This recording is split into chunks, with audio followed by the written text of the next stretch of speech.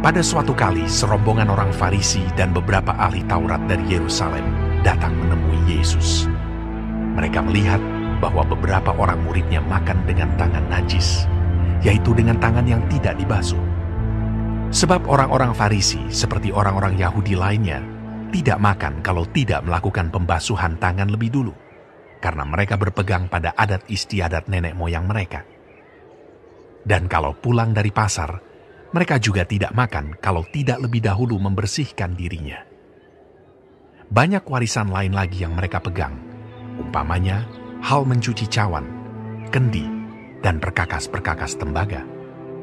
Karena itu, orang-orang Farisi dan ahli-ahli Taurat itu bertanya kepadanya, "Mengapa murid-muridmu tidak hidup menurut adat istiadat nenek moyang kita, tetapi makan dengan tangan najis?" Jawabnya kepada mereka, "Benarlah nubuat Yesaya tentang kamu, hai orang-orang munafik. Sebab ada tertulis, bangsa ini memuliakan aku dengan bibirnya, padahal hatinya jauh daripadaku. Percuma mereka beribadah kepadaku, sedangkan ajaran yang mereka ajarkan ialah perintah manusia. Perintah Allah kamu abaikan untuk berpegang pada adat istiadat manusia." Yesus berkata pula kepada mereka, "Sungguh pandai kamu mengesampingkan perintah Allah, supaya kamu dapat memelihara adat istiadatmu sendiri. Karena Musa telah berkata, hormatilah ayahmu dan ibumu, dan siapa yang mengutuki ayahnya atau ibunya harus mati. Tetapi kamu berkata, kalau seorang berkata kepada bapanya atau ibunya, apa yang ada padaku yang dapat digunakan untuk pemeliharaanmu sudah digunakan untuk korban, yaitu persembahan kepada Allah, maka kamu tidak membiarkannya lagi berbuat sesuatu pun untuk bapanya atau ibunya. Dengan demikian, firman Allah kamu nyatakan tidak berlaku demi adat istiadat yang kamu ikuti itu. Dan banyak hal lain seperti itu yang kamu lakukan." Lalu Yesus memanggil lagi orang banyak dan berkata kepada mereka, "Kamu semua, dengarlah kepadaku dan camkanlah. Apapun dari luar yang masuk ke dalam seseorang tidak dapat menajiskannya, tetapi apa yang keluar dari seseorang, itulah yang menajiskannya. Barang siapa bertelinga untuk mendengar, hendaklah ia mendengar." Sesudah ia masuk ke sebuah rumah untuk menyingkir dari orang banyak, murid-muridnya bertanya kepadanya tentang arti perumpamaan itu. Maka jawabnya, "Apakah kamu juga tidak dapat memahaminya? Tidak tahukah kamu bahwa segala sesuatu dari luar yang masuk ke dalam seseorang tidak dapat menajiskannya? Karena bukan masuk ke dalam hati, tetapi ke dalam perutnya, lalu dibuang di jamban." Dengan demikian, ia menyatakan semua makanan halal. Katanya lagi, Apa yang keluar dari seseorang, itulah yang menajiskannya. Sebab dari dalam, dari hati orang, timbul segala pikiran jahat, percabulan, pencurian, pembunuhan, perzinahan, keserakahan, kejahatan, kelicikan, hawa nafsu, iri hati, hujat, kesombongan, kebebalan. Semua hal-hal jahat ini timbul dari dalam dan menajiskan orang.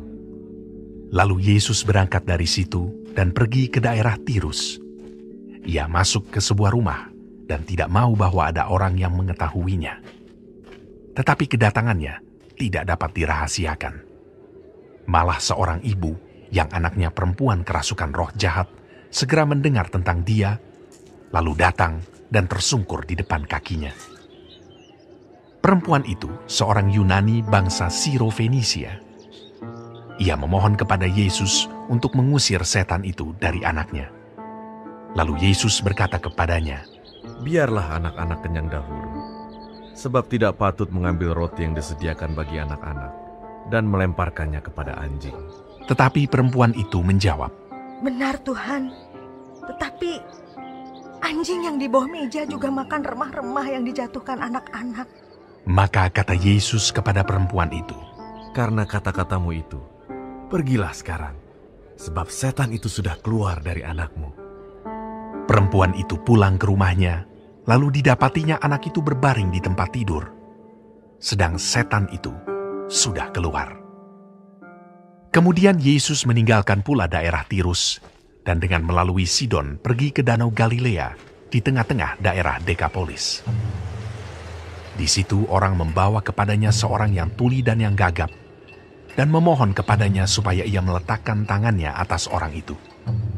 Dan sesudah Yesus memisahkan dia dari orang banyak sehingga mereka sendirian, ia memasukkan jarinya ke telinga orang itu. Lalu ia meludah dan meraba lidah orang itu. Kemudian sambil menengadah ke langit, Yesus menarik nafas dan berkata kepadanya, "Ephata." Artinya, terbukalah. Maka terbukalah telinga orang itu, dan seketika itu terlepas pulalah pengikat lidahnya. Lalu ia berkata-kata dengan baik. Yesus berpesan kepada orang-orang yang ada di situ, supaya jangan menceritakannya kepada siapapun juga. Tetapi makin dilarangnya mereka, makin luas mereka memberitakannya. Mereka takjub dan tercengang dan berkata, "Ia menjadikan segala-galanya baik. Yang tuli dijadikannya mendengar, yang bisu dijadikannya berkata-kata.